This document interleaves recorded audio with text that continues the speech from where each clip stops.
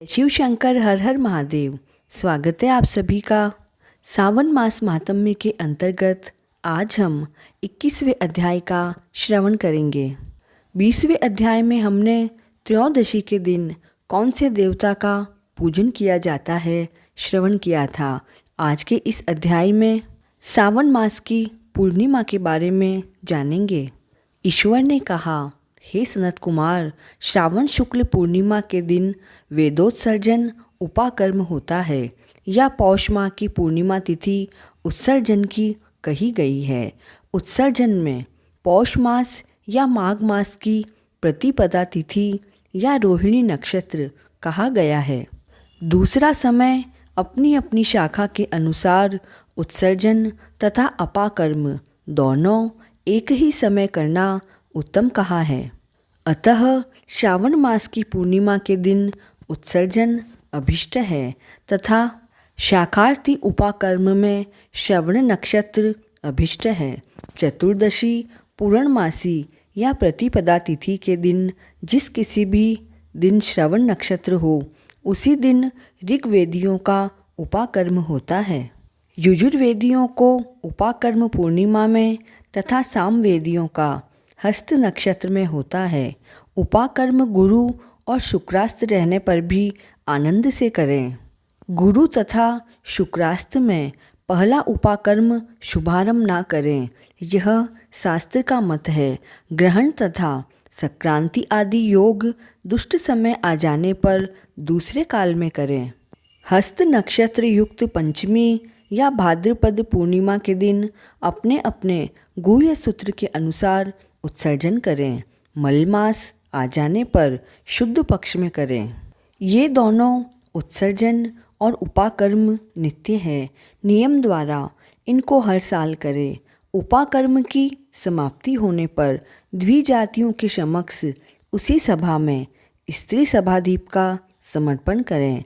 उसे आचार्य या अन्य ब्राह्मण को दें। पहले सोने चांदी या तांबे के पात्र में एक सेर गेहूँ रखकर उसके ऊपर गेहूं के आटे का दीपक बनाकर प्रज्वलित करें। घी या तेल के योग कर 3 बत्ती ब्राह्मण को दक्षिणा और पान सहित दें। दिया तथा ब्राह्मण का पूजन कर इस मंत्र को कहें, यह श्रेष्ठ सभादीप दक्षिणा पान सहित देव देवार्थ के लिए दिया गया है। इस सभादीप के देने से मेरे सब मनोरथ परिपूर्ण हो तथा पुत्र पौत्र आदि सब कुल समुज्वल हो, यश में वृद्धि हो। इस तरह प्रार्थना मात्र से जन्मांतर में देवांगनाओं के समान रूप मिलता है। इस तरह 5 साल तक करने के बाद उद्यापन करें। यथाशक्ति और भक्ति से ब्राह्मणों को दान दक्षिणा दें। हे विप्र, आपसे सभादीप का यह उत्तम महात्म्य कहा है। उसी रात्रि में श्रवण कर्म कहा है। उसी के समीप सर्प बलि करे। दोनों कार्य अपने अपने गुह्य सूत्रों को देखकर करें।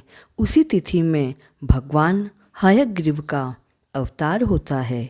इस दिन हयग्रीव जयंती महोत्सव करें। हयग्रीव उपासक के लिए यह नित्य है।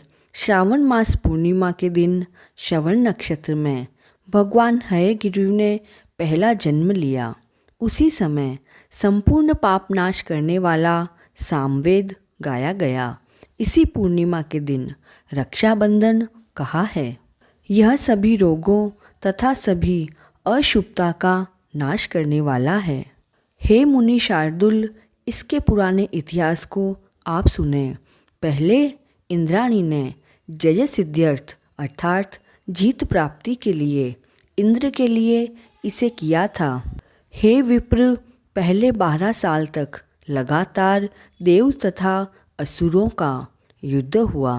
इंद्राणी ने उसी समय सुरेश्वर को थका हुआ देखकर कहा, हे देव, आज चतुर्दशी है, कल सुबह सभी अच्छा होगा, मैं रक्षा करूंगी, जिसे करने मात्र से आप अजय होंगे। ऐसा कहकर इंद्राणी ने पूर्णिमा के दिन मंगल आदि कर हर्ष देने वाली रक्षा को दाहिने हाथ में बांध दिया।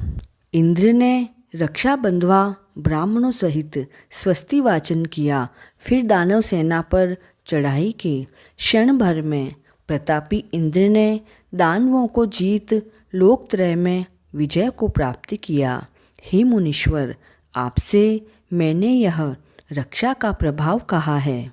श्री स्कंद पुराण के अंतर्गत ईश्वर सनत कुमार संवाद में श्रावण मास महात्म्य का 21वां अध्याय पूर्ण हुआ। जय शिव शंकर।